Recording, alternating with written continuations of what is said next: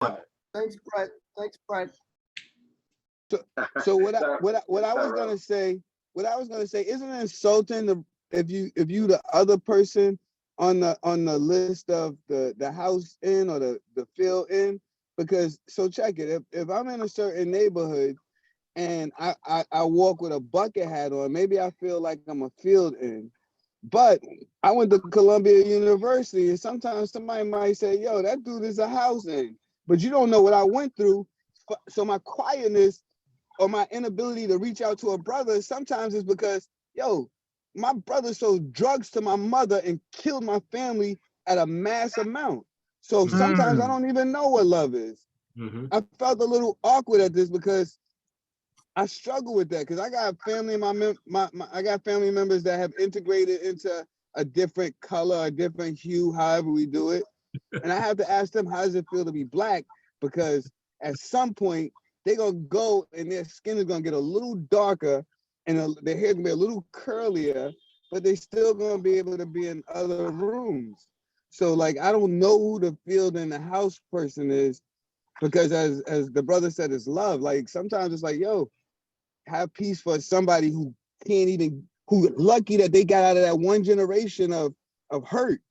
Because we are all in the same, it's the same plantation. The same plantation, two different Black people saying, yo, I'm better than you. Get out of here.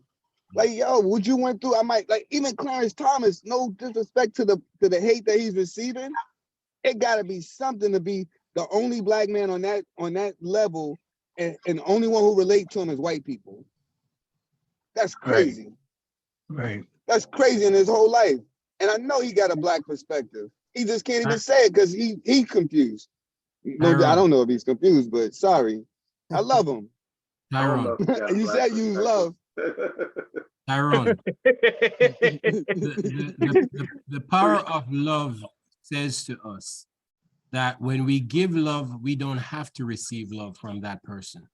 It just means that we are so filled with love that we don't need it to come. So I'll give you an example. So let's say all of us is in this room right now.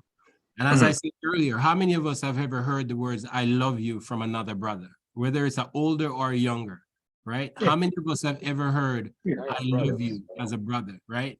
And so when you hear that, how does that make you feel, right?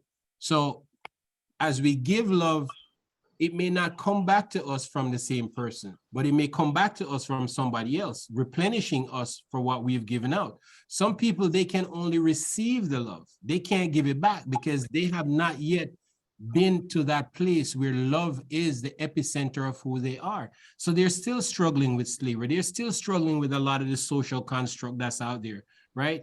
But I guarantee you, you planted a seed in their consciousness that is going to keep them up at night, that every next time they see you, maybe 2 or 3 times, they may just see you turn their head because they still have not grappled yet with what you have shown them. Now they're fighting within themselves. And one day when you least expect it, that person is gonna come up and say, yo, brother, you know, thank you. You know, it took me a while. I didn't know what to do. I didn't know how to process what you said. I felt uncomfortable. But thank you, because it made me rethink a lot of things. So some people, they will get it right away. Some people, it takes them a while. You know, everybody's going through their journey, and that journey comes with a whole lot of things that we don't know. So you see a brother out there, you have no idea what his story is. You don't have no idea what his experiences are. So you plant the seed and you don't worry about if it's received or how it's received. You just plant the seed. Let the seed germinate over time. And one day you'll be surprised to know when it comes full circle to come back to you. But we have to be very careful of how we're allowing our head to get confused with a lot of what ifs and this, that.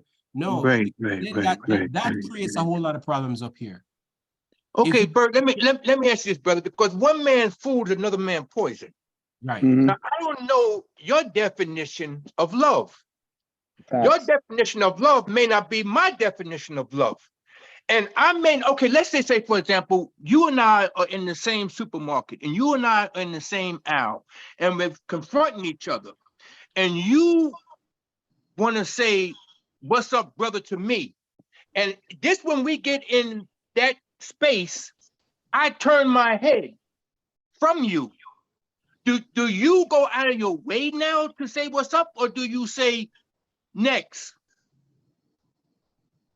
That's a hard question, Jerome, because again, everybody is different. But let me show you it. Let me give it to you in another way. Maybe this will be helpful. So I've always said in my life that what a friend means to me is if you show up at my house 1 o'clock in the morning and I hear a knock on the door, I look through the window and I see it's you. I'm going to open the door. I'm going to say, yo, there's a fridge, there's a bed, there's blanket, whatever you need. My house is your house because we're friends, right? Yeah. Now, if I show up at your house at 1 o'clock in the morning and you look out the window and you see me and you decide to go back and not answer the door, we're not friends, right? So here's what we do. We are quick to give the titles to people without an understanding what the titles mean to each of us. So if we're going to be friends, we need to have a conversation to understand what does being a friend mean to you. So we need to make sure that we're both on the same page, because now you're going to get upset when you show up at the door 1 o'clock in the morning and I don't open the door. You go like, yo, I opened the door for you when you came to my house. How come you didn't do that for me? That's because we never had an understanding. You understand what I'm saying? So we have to stop assuming so much about who we are. And just because we're brothers, just because we're Black, don't mean that we're on the same level. Don't mean that we believe in the same thing. Don't mean that we've been through the same thing. I've been emancipated, you still struggling, right? So it's like if you're drowning and you're around a whole bunch of people, who are you going to call to for help? The one who's swimming, who can save themselves, or the one who's also drowning? The one who's swimming. Exactly, because that person already knows how to save themselves. Why would you want to attach yourself to somebody who's drowning to drown you with them? Exactly, right. All right, so we have to come to a place where we're searching within ourselves as to who we are as men, what it means for us to be men of color. How do we feel about ourselves? How do we feel about what we've gone through? How is our mental state in the midst of all this oppression that we're seeing? And are we allowing too much negativity in this space that also prompts us to act a certain way, to speak a certain way, and to get ourselves into all kinds of chaotic situations? So we have to be very careful of how we're approaching a lot of these things, because I got to tell you right now, I do a lot of work with the prison systems, and a lot of our brothers in prison, man, because they just acted instinctively as something that they shouldn't even have in the minute. But they were just so in the moment and just acted out, and the next thing you know, their whole life is gone. Then they're saying, man, I wish I didn't do that. I shouldn't have done that. I should have known better and all that. But if you keep in your head that type of mentality, it is what your mind is going to tell your body to do. So if you practice love, and if you think about love, and if you think about humility, and if you think about how do I embrace you, whether you don't want to embrace me or not, how can I support you when you don't support me? How can I give you love when you're not giving me love back? But know that I may not be getting it from Jerome, but I'm getting it from Doug, and I'm not getting it from Ron, but I'm getting it from Tyrone, and it balances out.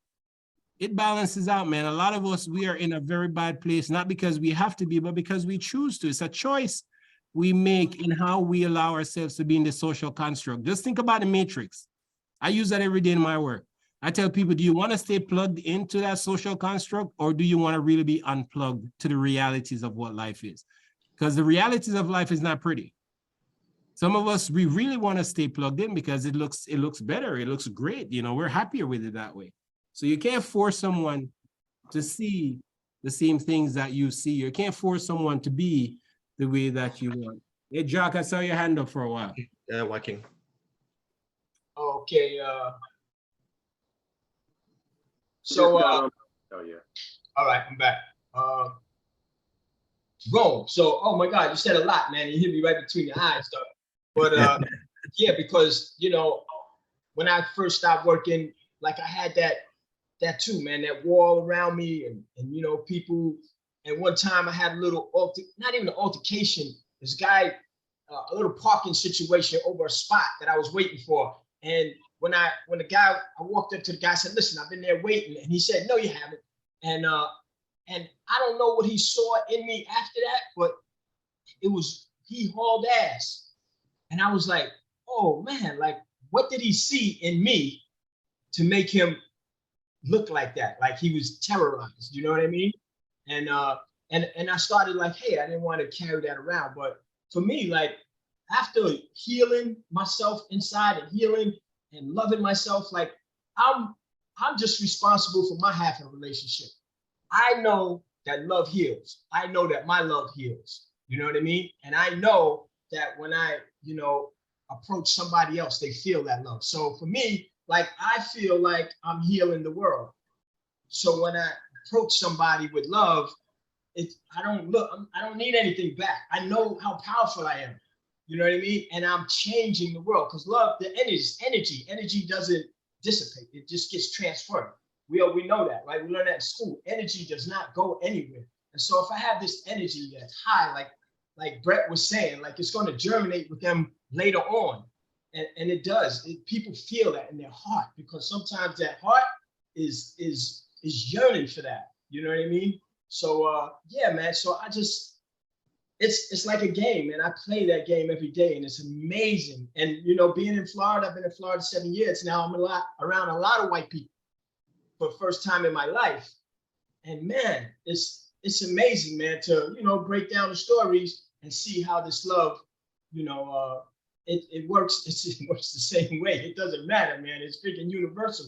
People respond to love, and sometimes, like I've been in positions where I feel like it's my responsibility to show them and give them an experience with somebody Black. First of all, that is loving, and man, it changes their world. You know what I mean? The white kids in my neighborhood have mixed kids. It changes their world, and so I feel like that's my, and I love doing it because I know that's what it is. Like I know that love is changing them. You know what I mean? And healing them, healing them, really seriously healing. I believe that when I hug them or when I embrace them, they're being healed. So me believing that, like, I'm not looking for nothing back. I'm just doing my job. You know what I mean? Planting them seeds, Joaquin, planting the seeds. Yeah. Hey, Derek, can I get host? I want to share my screen with something. I see Adisa had his hand up. Yeah, I don't know. Did you make me the host? I'm not really sure. Brett has a host. He's a host. Okay. He can use it. Okay, cool. Yeah, he can share it. Yeah. AM. Okay, no, this is going to be brief. I mean, stop laughing, Derek. This is You going to be. you can't be brief. He said AM, so I had to laugh. This is really going to be. laugh when he It's really going to be brief. What you're gonna say is not gonna be brief. No. I mean, I like what all the brothers say, and I just want to say I love all the brothers. And I'm just going to go back to my man Ron again and say I'm proud of him. But let me say this: I understand where Jerome is coming from. In '79, I lived in Germany for 3 years. So you know how white is that, right? Right. And when I would see a brother, oh my God, it's like I saw Santa Claus and Christmas, right? And so I would want to say hi. And if I didn't get that energy back, I took that back home with me. So I understand what Jerome is saying. You know, when we live in these places, okay, we may live in these places because we want our children to be safe. So I mean, then when we encounter another Black person, we're like, oh man, I'm gonna say hi to this brother or sister. And when we don't get that energy back, we take it back home. So I fully understand what Jerome is saying about that, because I've been through it, So I'm gonna lower my hand and turn my mic off. So listen, I want to thank Brother Derek, for the opportunity to be here with you guys again. Last time we were here, we had a great conversation. This month is National Suicide Prevention Month. And, this whole week I'm across the state doing what we call our How Are You Wellness Week. Is a check-in to ask, everybody we meet, how are you? And not the, hey, Brother Derek, how you doing? Hey, Brother Ron, how you doing? Like by the time the how are you come out of our mouth, we're halfway down the block. What we're talking about this week across the whole state is checking with each other to say, hey, brother, hey, sister, how are you? And look them in the eye and just really make that connection to spark a conversation, to be patient, to listen, because so many people, so many of us are struggling. And the struggle is real. The struggle is real. So tonight, I want to share something with you, and I'm glad that we started talking about what we did, but there is something else that we need to bring into this conversation. And it is something that you need to prepare yourselves for this one. Let me brace you for this one. We're talking about the powers of love, right? But what is more dangerous than love? Hate. No.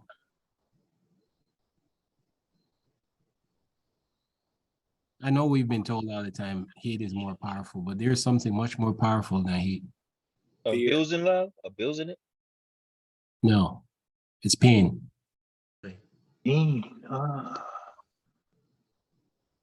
Yeah, pain.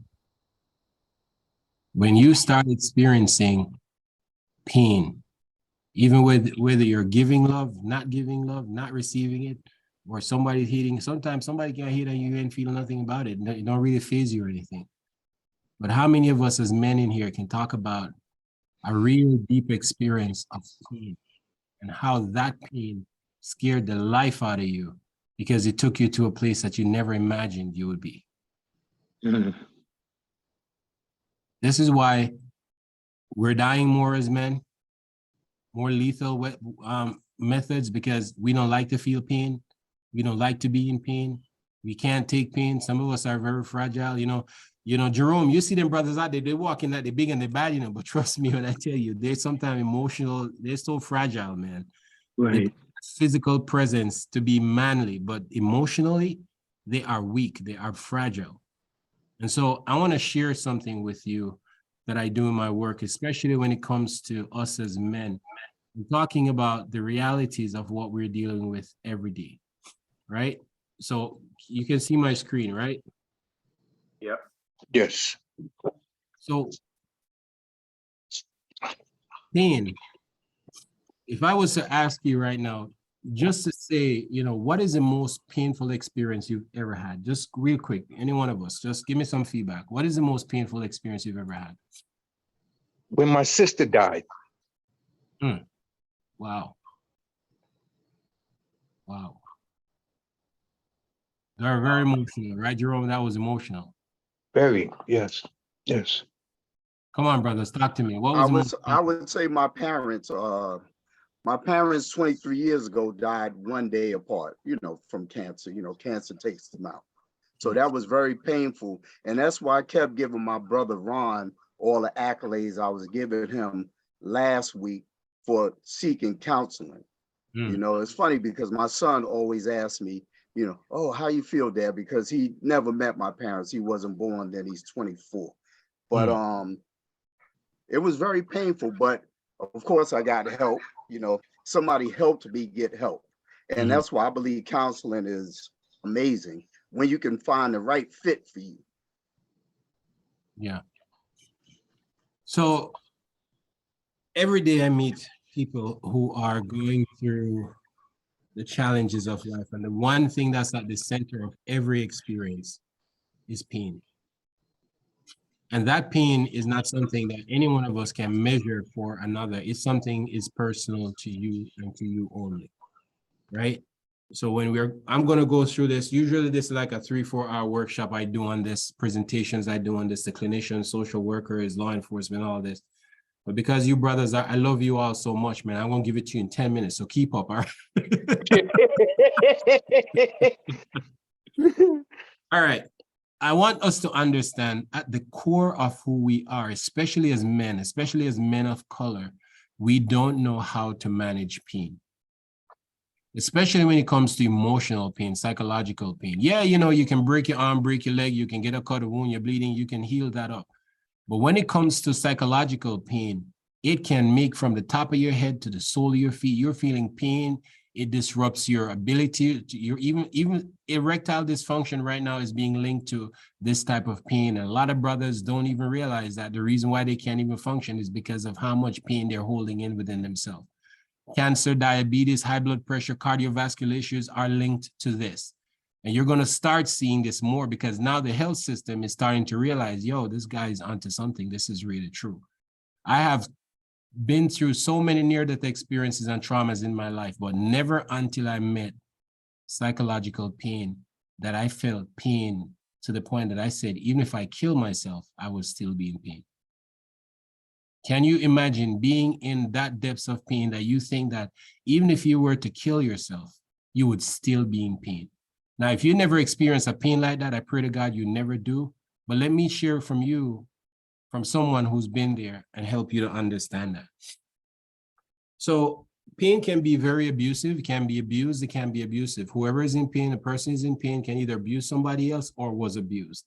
So sometimes when we look at abuse and we see violence and aggression, sometimes we have to understand where it's coming from.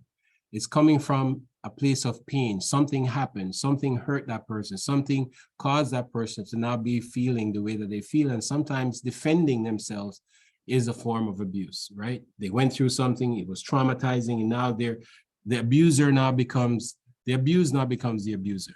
That's why they say hurt people, it's the pain, right?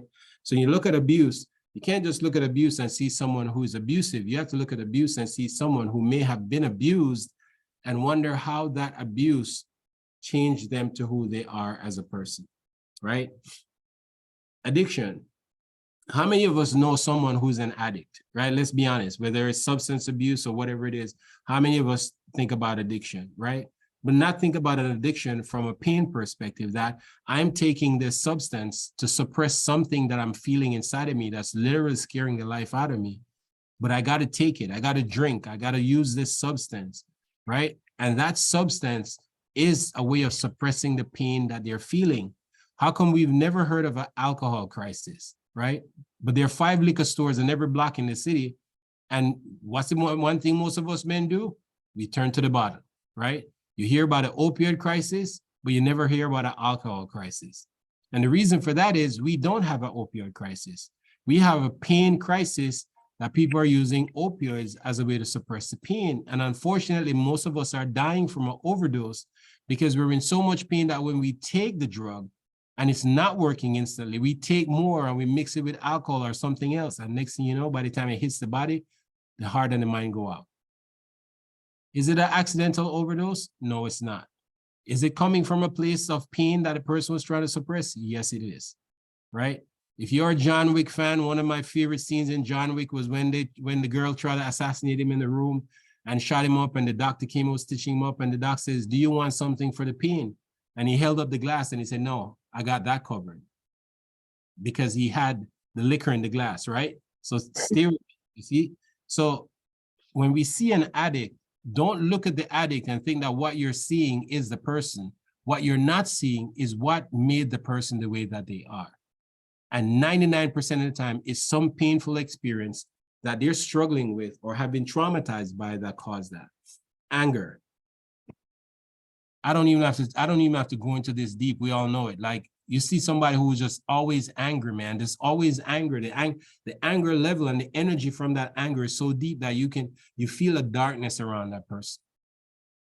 It comes from a place of pain. They're hurting. Something caused them to be feeling pain. They're hurting. The only way they know how to release that pain is just to be angry. They're angry at everybody. They're angry at the world. They're angry at themselves. They're angry at family members and loved ones, because they don't know how to manage the pain that they're going through. So all they can do is express that emotion in anger, just real. I mean, I don't know if you've ever seen somebody so angry to the point that you feel uncomfortable being around the person, right? You ever seen that? Whether punching a wall, whether kicking down the place, or just doing all anger from a place of pain. Anxiety, right? What is this pain doing to me? How is this pain changing me? So I become very anxious as a result of this pain, because I don't know why I'm feeling the way that I'm feeling or why I'm going through what I'm going through. My anxiety level is through the roof because, yeah, I'm going through something. Now listen to this. Over 85% of the suicide cases that I see out of thousands of people, over 85% are directly linked to an intimate partner. Say that again, please. over 85% of the suicide cases I see is linked to an intimate partner, meaning an intimate relationship that is either bad or just not fulfilling or don't feel loved, don't feel belong. And that's what's driving a lot of the anxiety, a lot of depression. For us men of color, I can tell you a lot of us are not in healthy relationships. I got to be honest with you. A lot of us are playing the roles of fathers and dads and everything else, and we're taking care of everybody else, but we're not in a good place. So when you look at pain and you talk about pain again and how pain alters someone's mood, their behaviors, their appetite, you know, yeah, sometimes I don't want to eat. Sometimes I'm not hungry. I just want to drink. What am I drinking? 40% volume alcohol. I pass out on the street, and guess what? You see me pass out and say, yo, man, what's wrong with you? You got to act better than that, do better than that. But what you really don't know is what's going on the inside.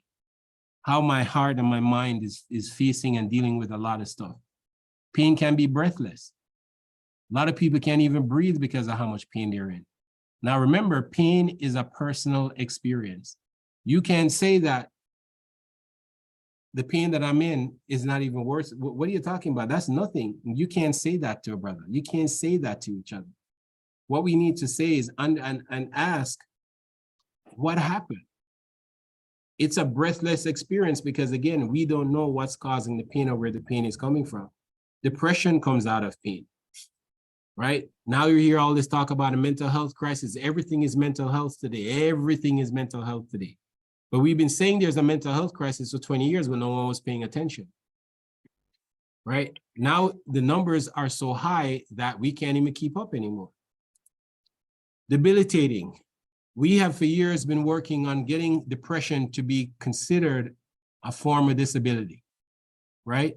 Because we know that a lot of times when people are experiencing depression, especially for us as men of color, we can't even function.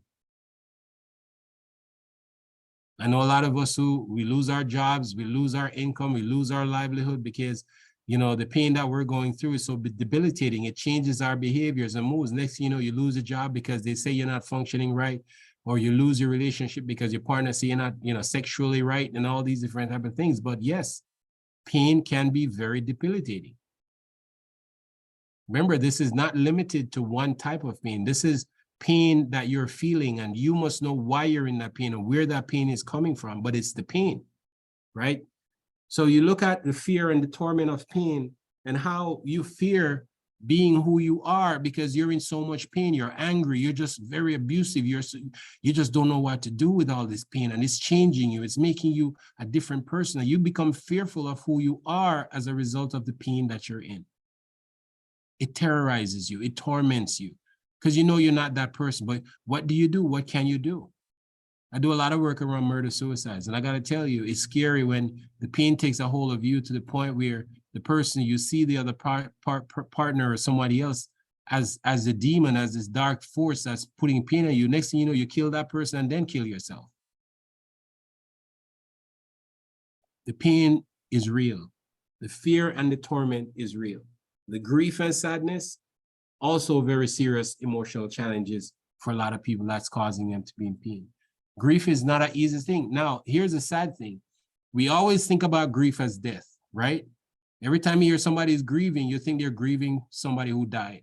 But do you know that grief, much of the bigger issues of grief come around not living in a healthy environment, moving from where you live to somewhere else, losing a job that you had that you're comfortable with, changing a relationship or losing a relationship.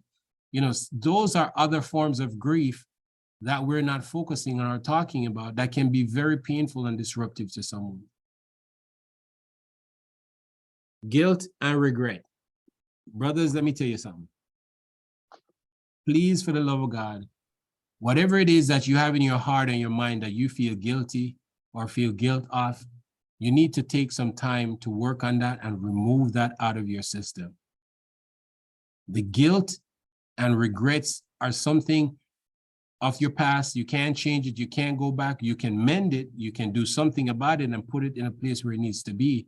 But don't let the guilt and regrets eat you and eat out the very essence of who you are. I see some brothers coming in. I remember one group I was having one night. The brother is 72 years old, and he said, yo, man, you know, you're talking about this stuff and I'm just here thinking, he said, I was molested at the age of 14. I'm 72 years old. And this is the first time I've ever heard somebody talk about this to the point where I realized it's me. He started crying. He's 72 years old. Brother broke down and he was crying. And we just gave him that space because we were like, these are the moments that really transforms us as men when we can really tap into. So he's been carrying that around for over 50 something years. The guilt and regret. And now he is in a safe space where he felt like this touched him. He started crying. So there was an 18-year-old kid in the room because in my groups, I have young and old, all ages of males. And when he was going through that, this kid just sat there, man. And he just sat there. He was just like, yo, he just kept saying, yo. And after a while, I know what was happening, but I wanted everybody else to realize what was happening. When he finally came out of his whole thing, he said, yo, man, I don't want to be like you. I don't want to be like you. I don't want to carry around guilt or pain in my heart for 50 something years to be a grown man broken like that. I don't want to be like you. He said, yo, man, I'm gonna get the help that I need. He said, I'm going through some things right now. I'm gonna get the help that I need because I don't want to carry that. I'm looking at you. This is what he's saying to the 72-year-old brother. The brother had kids older than him. And he's saying, yo, man, I can't be like that. I don't want to be like that. He said, Mr. Brett, I need your help, man. I've been through some things and now I'm seeing this. I need your help. So I'm going to tell you what. And we did a one-on-one with him because he didn't want to share it in the group. So imagine how many of us are walking around with guilt and regret, like walking around carrying this emotion in us that really is causing some of the other issues that we're seeing on this list. Helplessness and frustration. High and low functioning. Here's a kicker for you. When you look out on the street and you see brothers on the street and they drunk or they disheveled or they look homeless or they look like, do you look at them in a way and think that because you see them that way, you know who they are and you know what they're about? There are people who are both high and low functioning, experiencing pain. Some people can work through their pain and they're good and they're high functioning. Some people can't. Some of us, we turn to alcohol and drugs and all kind of illicit sexual behaviors, multiple sexual partners, because we just never get the pleasure. We can never be satisfied, this insatiable appetite to try to suppress something that we don't even know we have. So when you look at somebody and say, yo, brother, you look good, man. You got it good. You're looking good. You can't. You don't know. You don't know. The reality is a lot of us are masking our pain so well that you see it on the outside and you think all is well, but we're hurting inside, hurting deep, right? Incoherence. Something Jerome said earlier when he talked about, that whole thing of, looking at someone and look away. And, sometimes the pain that we're feeling can lead us to be in a state that we can't process. We can't process. Being incoherent because everything up in here is just noise. It's just chaos. It's like so much trauma on top of trauma, layers of trauma on top of layers of trauma, so much that we're going through that the pain up here is not just one thing causing the pain.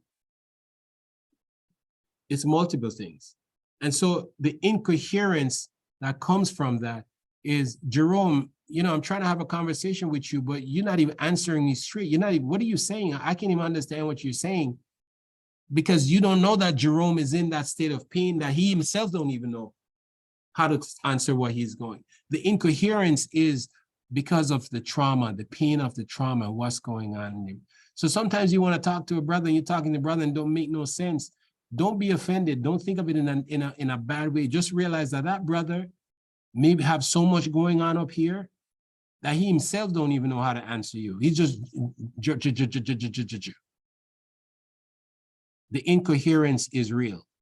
It's just like I do trainings with the hospitals and the healthcare sector. And I say, listen, someone coming into the emergency room, you're asking them how they're feeling. You expect them to be in pain and be able to tell you, oh, well, listen, doc, I am doing okay right now. I am feeling a little bit of pain. And no, they may not know how to answer that question because of the levels of pain that they're in. So how are you going to have someone sitting in the emergency room 9-10 hours in pain and then expect that person's behavior to be okay and be good and not irate. So our very systems of care are malfunctions and not really able to appropriately deal with a lot of what's going on.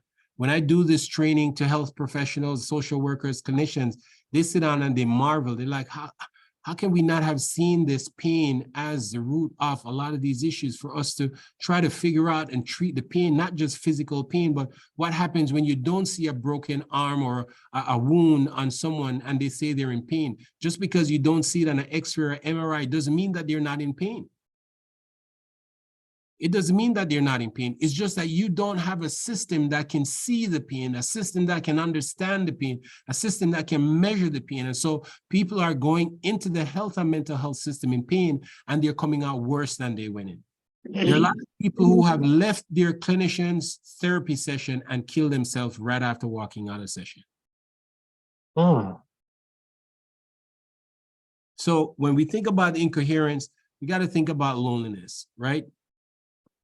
18 years ago, I started talking about loneliness as a really serious condition. 18 years ago, I was talking about how loneliness is prevalent in marriages and intimate relationships. And when I do speak engagement, people say, Mr. Scudder, how can somebody be lonely when you're in an intimate relationship with partner or love? What are you saying? I can't understand what you're saying.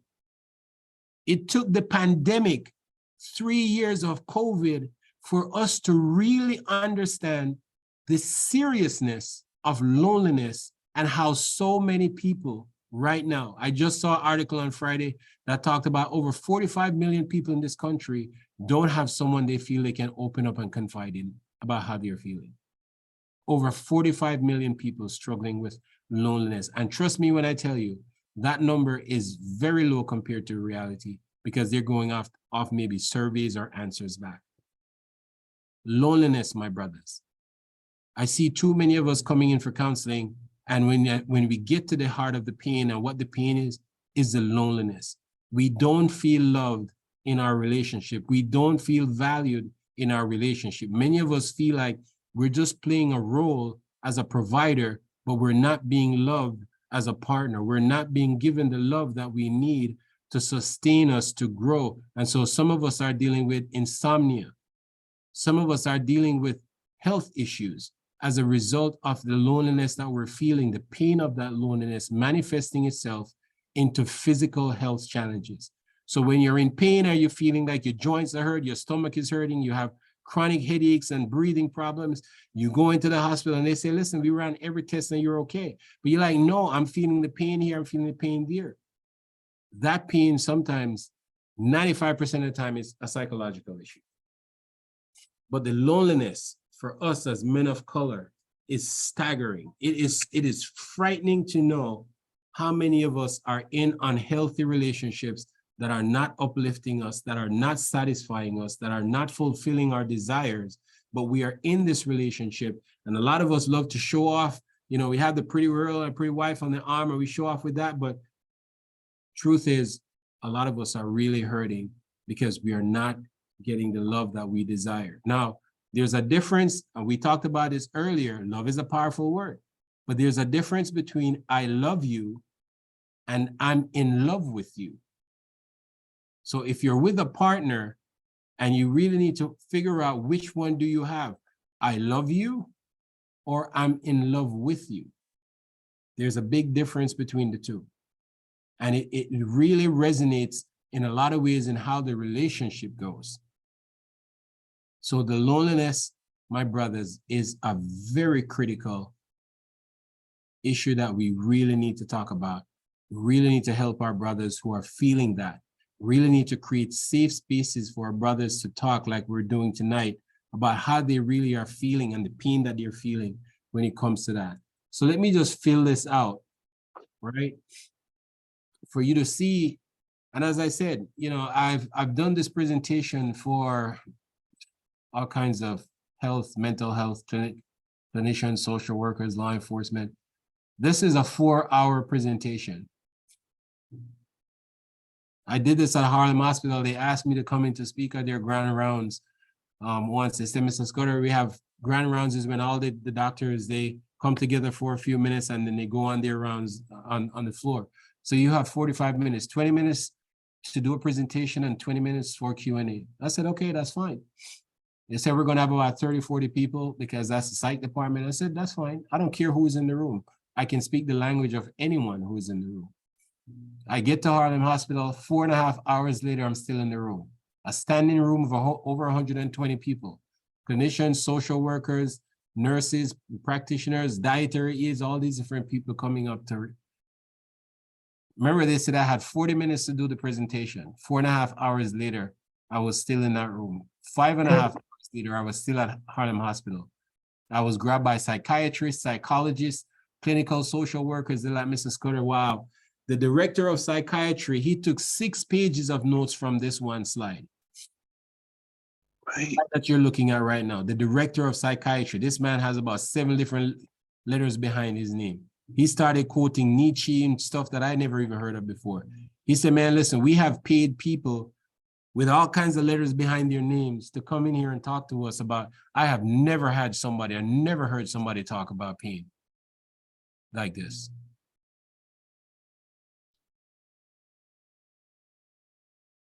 I want you to look at the screen, my brothers. I want you to really look at the screen and see for yourself how this may be one of us or someone we know going through. And it's not just one thing on here. Some of us are really going through everything on this list. Because some things open up to other things and some things are linked to other things. They're not just individual things by themselves. These are the realities versus our perception. My reality is this. Your perception is that I'm okay, but my reality is that I'm going through this.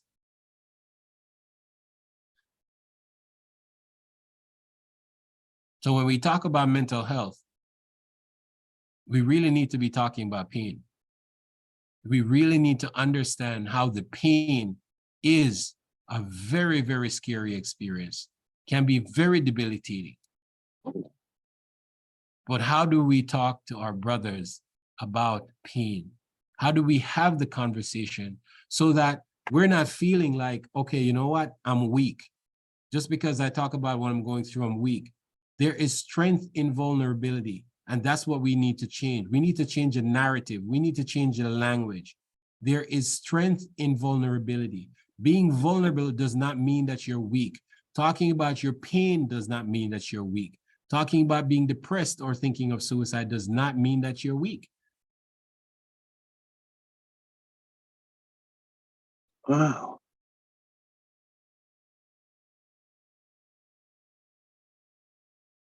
Wow.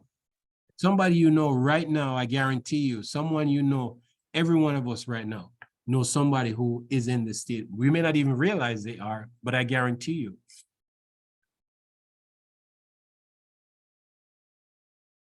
And as you look at the screen right now, you look at my face, everything on this list is what I'm going through right now.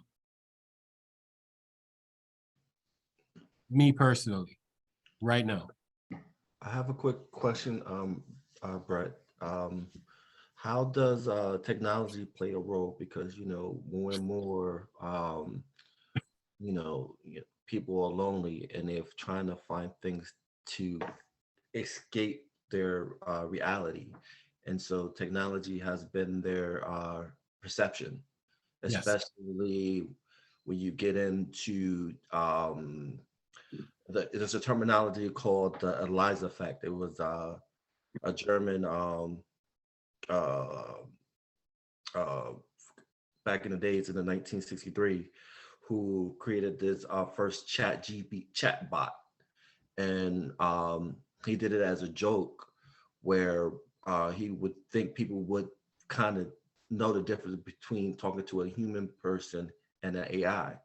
Mm-hmm. And what he found alarming is that people couldn't tell the difference. Mm-hmm. And so you have people telling their deeper, dark secrets to this imaginary person. Mm-hmm. So can you kind of talk about that that we're living in, that plays a role too? My brother, thank you for that question. Let me say this. For what I've seen in my work and I see in my work today, technology is one of the greatest threats we face to our existence as human beings. We are become more technologically connected, but emotionally and humanly disconnected. A lot of us are living behind screen names and a handle. And the reality is we have pulled ourselves away from human contact because we're using the technologies away to communicate and to connect. This is one of the reasons why you're seeing so many, especially our young children, brothers, for those of us who have kids, I'm telling you right now, this whole technology and social media thing is a very frightening thing. So yes, technology, and now you see them adapting this whole AI. You see this whole thing with AI now, everything is AI, and they're driving this AI thing to a whole different level, and we're not learning. We're not learning that when you give something artificial intelligence, that it can adapt of its own, it can do things that can be very harmful. Had a social media influencer, call herself an influencer. She bought a AI service and used the AI because she had so many followers. She wanted the AI to help her to keep in contact with the followers because the AI was easily able to do all these connections. Next thing you found out, the AI was having sexual conversations with people and sexually, what's the word? Sexual interactions, suggestive sexual behaviors. And she had to come out publicly and apologize and talk about the fact that she didn't realize how bad this was because she used the AI and she thought that the AI would fill in that void of the human contact. But that's to show you, Ishmael, how many people are leveraging technology, turning to technology as a way to fill that connection. And now with all this AI, you don't even know who is who, right? Or what's what. And so the technology piece is very scary. This is why we have to, when we see each other on the street or we create events where we can get together as brothers, we have to maintain that physical thing. The other thing to that is we're human beings that were made to touch each other. We are made to connect with each other through touch, whether it's a handshake or a hug. That's very important. Now we've been losing that, especially since the pandemic. There's so much to this whole thing. I testified at the Capitol in 2019 at a Senate and Health and Mental Health Senate hearing. And when they asked me, what is the biggest threat that I think we're facing right now? Because at the time it was an opioid crisis. And I said to the senators, I said, listen, the opioid crisis is not a biggest threat as the addiction to technology and social media. I said, in my work and what I see, the addiction to technology and social media scares the life out of me. That's something that we're not paying attention to. Let me prove to you how bad it is. Think for a second. When was the last time you were on the street and you see a stroller with a baby that had a toy in their hand versus a phone or a tablet?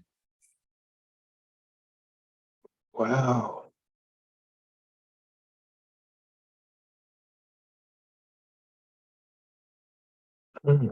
Right.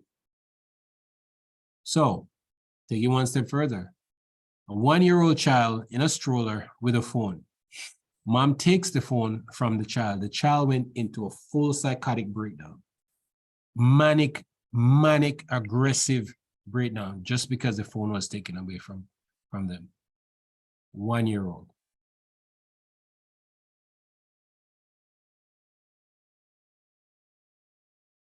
We talk about the kids and we talk about the youth and all this thing about the youth, and what we have in this country is a parenting problem, because some of the parents are no better than the kids. They are worse than the kids when it comes to technology.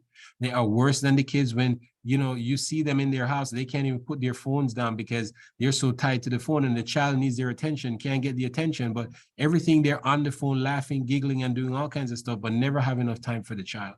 So now the child sees that and the child says, oh, well, if mommy's doing that or daddy's doing that, I can do that too. So you're trying to tell the child, no, that they shouldn't do that, but you're the example that the child is seeing to do that.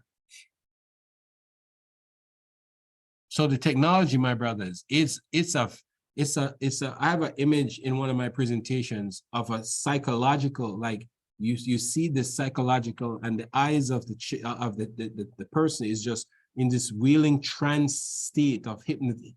You're psychologically hypnotized by these devices and technology.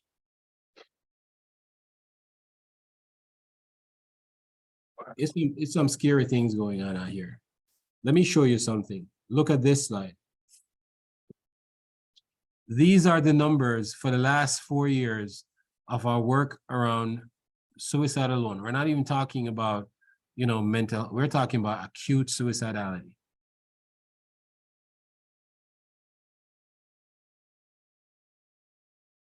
Now, if you ask yourself, could that be somebody that I know who was one of those suicidal people? Yes. It could be, could have been, still maybe is. What is the one thing you see on there which is common in all 4 years? Males are higher rates of suicide, suicidality, and suicide attempts. Males. Why do you think that? Oh, come on, brother. Think about that. Are there any resources, real resources for us as men? Right. Are there? No. Housing, social services, legal, all of these things? No, but there are 20 services out there for mothers and women, right? They can find services for anything they need for females and mothers. For us as men, we can't even find services. Take it one step further. If I was in a crisis right now and I said, yo, brother, listen, man, I'm just going through a hard time right now, brother. Yo, man, I don't know, I'm just going through a lot right now. I need some help. I can't pay my rent. I can't put food on the table. And, that cry for help, in most cases, goes unanswered. And so many of us end up in a state of crisis, not because we didn't ask for help. It's just that the help never comes. The help doesn't come in a way. We're quick to have the conversation. Hey, brother, what's going on? Let's talk about it. No, I don't want to talk about it. I probably talked to 20 different people before. I need help. I really need help. I need to be able to put food on the table. My kid is crying like they're hungry. I haven't eaten in 3 days. It's not now. This is like anger. I get angry. See, now you see how the anger manifests itself, right? I've been at events, fatherhood conferences, fatherhood events, and a father stands up and talk about being in crisis, crying, breaking down in tears, and the event continues.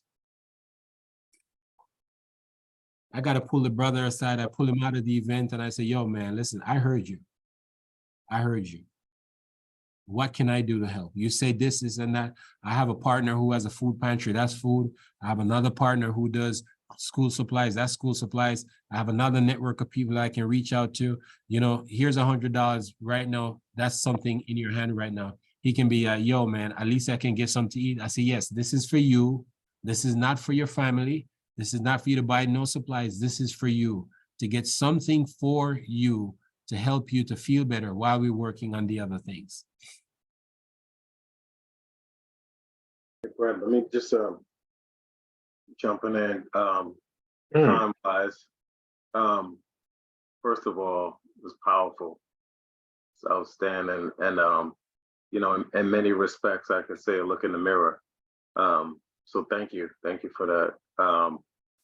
I don't want the time to get away from us, and everybody, has the other obligations over the evening, and not get a chance to maybe say something that's on their heart. Yeah. We got the room right now. Like if there's something going on, if it's something you're feeling, like listen, man, we started the same way we're gonna end, and it's love. It's love in this room, and and I admire and I'm inspired by the strength that's displayed by the gentleman on my screen, the kings on my screen, and that none of us can say, if we ever been into to one of these club meetings, I never heard a man say I love you, because I love you. So what's on your mind? Like if it's somebody that wants to say something, whatever it is, you're in a safe space and you're amongst your brothers. Brett, I salute you, man. That's powerful. Well, remember what I just said too. Everything you see on that screen that I showed you is me and my experience right now. So don't ever think that, you don't know who's someone who's on that deep spectrum. I wake up every morning and tell myself, I'm at the end. This is it. I already have a plan. I know how I'm going out. I know this will solve all my pain problems and everything I'm going through. And that's my honest truth to my experiences every day. And if you see me, you would never know that. You heard me present to you. I charm a room full of people in a way that they were just like sitting down there looking at me as amazement of how powerful my presentation is. And then I get to the end and I say to them, I said, now that you understand that, I want you to know that's me. Jaws drop, people's eyes start tearing up. People like, holy crap, how did you start off with this awesome presentation now to drop this bomb? It's like, this is you? What, we can't understand. What are you saying? So yeah, Ron, breaking it down like that. None of us in this room right now has to be afraid or ashamed of what you're feeling, or what you're going through. This is not a them nor versus us or we versus them. This is all of us in this room right now is responsible for supporting each other and knowing that if any one of us right now is on that list or experiencing anything on that list, this is a safe space for you. I already tore that barrier down. So you ain't got to be ashamed of nothing, because I'm telling you, I tore that wall, barrier down, everything down with all of that.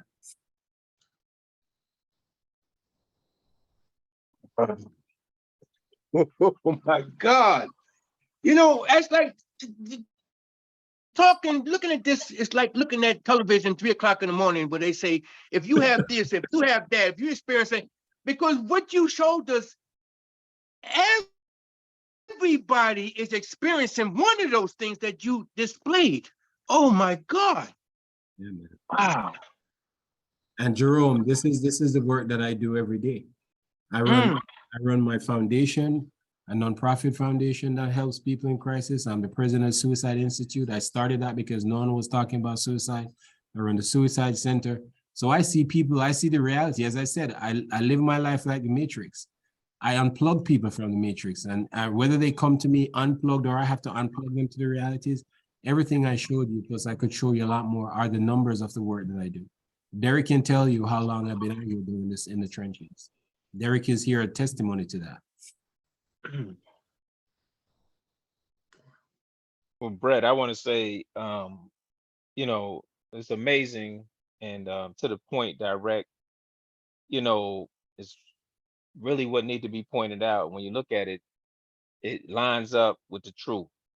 But I want to say, what's the origin of you saying pain? Well, what made you think pain was the origin of it? Where did you pull it out of? Since you're saying that's you, all of that's you, where did you pull it from? The origin being pain. I've been through a lot, Doug. You see this scar on my forehead right here?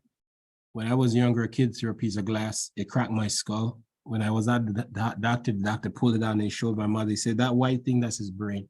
If it had gone this much more in, he would have had brain damage. See this scar in my eye right here? I had a motor vehicle accident. The whole side of my face was torn off. They had to lift the skin up, bandage my head, because they couldn't. For 9 years, I was pulling splinter out of my skin. All of this, my nose was busted, my jaw was busted. I had another accident where the engine came out of the car and flew into my stomach. Messed up my foot. Another accident, I was riding a bicycle, a truck ran over me. When I turned around, the truck hit me. When I turned around, I saw the truck was going to run over me. I tried to move. I couldn't move my whole body, so it crushed my leg. So I almost lost my leg. I have so many stories of pain. But as I said, I never experienced pain until I had an issue with my wife. The pain of a relationship, the pain of wanting to be loved, the pain of giving yourself, giving your all and not getting anything back. Those type of pains cause a whole more pain than I ever felt. I've been on the operating table 9 times, 3 out-of-body experiences. I can show you pain, talk about pain from now till tomorrow, and it is not something that is easily done. I get up every day right now. I'm in pain from my head to my toe. They found a cyst in my brain a couple of years ago. I have chronic headaches, and when the headaches come on, my vision goes blurry. my teeth hurt, my jaw hurt, the back of my head hurts. And that doesn't include the pain that I'm in my foot, because when 2020 started, I was in the hospital, Harlem Hospital, did a surgery March 13 when they announced that there was a pandemic in the city. They kicked me out of the hospital, had NYPD remove me out of the hospital 10 days later because they said your surgery is not life-threatening. But what they didn't realize is that I have a blood condition that when I did the surgery, normally in the OR, they lower the temperature for your body to be at a lower temperature. In my surgery, they had to raise the temperature because they were afraid that my blood vessels were going to close. If the blood vessels closed during surgery, they would have to take my leg. I was kicked out of Harlem Hospital, had nowhere to go, ended up in a men's shelter in Manhattan. It was the worst experience of my life, still traumatized by that with PTSD. Almost got killed twice while in the shelter. So bad I couldn't get to see my doctor. Almost lost my leg because it was decaying. You was literally seeing the bone in my foot. When the EMS came, they said, man, listen, we can't do anything for you. You need to be in the hospital. You're about to lose your leg. So now I went in the hospital to fix one problem. I have 6 problems, 6 different pains in my foot at the same time. And anytime I spend more than an hour or 2 on my foot, it takes 2 or 3 days for the pain to subside. Brother, I am living pain, the personification of pain, in ways that I couldn't even tell you the pain that I'm feeling. So this is one of the reasons why I talk about suicide, not from a death perspective, but for us to understand what was the disruption in someone's life that started them thinking like they just want it all to end. They can't take it no more. It's just too much. And that's where I come from, the angle of the process of suicide from ideation to completion. We're not waiting for our brothers to kill themselves. We want to get to our brothers now. When they are feeling some kind of way, we want them to know, brother, do not be ashamed or afraid to say, yo, I'm feeling depressed. I'm thinking of dying, because don't be ashamed or afraid to do that. That's where I come in. I am that face representing the realities of a lot of us going through pain. Yeah.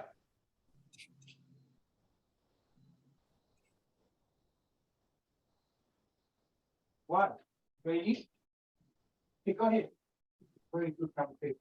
I think Jerome talking to somebody in the room, but clearly to get this group to be silent after something was said so powerful, it says a lot about the respect and Derek, you didn't warn them. Listen, Brett, you know how we go. Just keep it real. And you've always done that. You know, you've done that. You've been doing that for decades. Yes, you know, but what you've also done for decades is that you've always been there for people. And what everyone knows is that you're there. So we all have stories, and sometimes it's good to hear the stories and to know that, you know, you're not alone. You know, because sometimes when we're going through things, whether it's, you know, depression, anxiety, all the things you listed, whenever we're going through something, we always feel like, you know, I'm alone. There's something wrong with me. No, there's nothing wrong with you. We're all human. We all have to go through things, and we all have our own journeys. We all have our own pains. That makes us human. We're all going through something, but the joy is knowing that you're not alone. Regardless of what it is you're going through, you are not alone. And that's what Brett has always expressed on his whole life, decades, that you are not alone. And people look at Brett, it's like, you have it all, Brett, you have it all together. Yep. Look at you, you have it all. No, we're all going through something. You know, we all, you know, we look at people based on what's on the outside, and we never really get that opportunity to really dig deep to say, who is this person? Yep. And this is who we are. We are all dealing with things, but what makes it work for us is that when we know we got a place to go and that we're not alone. Yes, sir. You know what though, Derek, when we hear Brother Brett, it kind of helps us put our own pain in perspective. You know, because I gave you guys a story about my parents. Never expected them to die a day apart. So that was shocking to me. I'm sure I'm not the only one. There are other people out there, but man, that thing affected me. I done forced myself out of a relationship and everything as a result of my own pain. But like I said, luckily I got help, and I stayed with it for a while. You know, and in fact, I would leave Rikers Island and goes straight to the Bronx for counseling once a week. So, you know, it definitely helped. But again, you know, the brother helped us kind of put that pain in perspective. It's different levels of pain. You know, some of us have more severe pain than others. Mine is not that bad. Pain is pain. Pain is pain. And everyone's pain is pain. And there is no one pain that's more severe. And, you know, everyone has pain. You know, and I treat everybody that comes to me as an individual of themselves, never the same as somebody else. They could be going through the same symptoms, but I treat everybody as someone by themselves. I listen, I help them to figure it out. I help them get out of that crisis state. But one of the things I never do is assume that I know all the answers. Some of us, we like to do oh, I know how to fix you. Oh, as soon as you open your mouth, I know what's going on. Brother, you need to do X. No, you don't. You can't do that. Sometimes we need to just shut our mouth and listen and let the brothers just talk. Let them get it out. You know, just like Ron said, is there anybody in the room right now who has something to say? Now, here's the time to say it. Can't say you never got a chance to say it. Can't say you feel any way. You can't be worse than me. I can tell you that much. Let me say this to my brother Jerome. Yeah, this is fast. When Jerome was talking about how the people in the neighborhood weren't, you know, reciprocating the love, right? I would say this, Jay, the next time you see somebody, you say hi to them and they don't speak back, just say this, oh, maybe they didn't see me, you know, and then come back the next day and try it again. Yeah. Hey, we were also talking about the difference in how COVID kept people apart and in these rooms. And I'd be remiss if I didn't mention on Saturday, we got an opportunity to come together.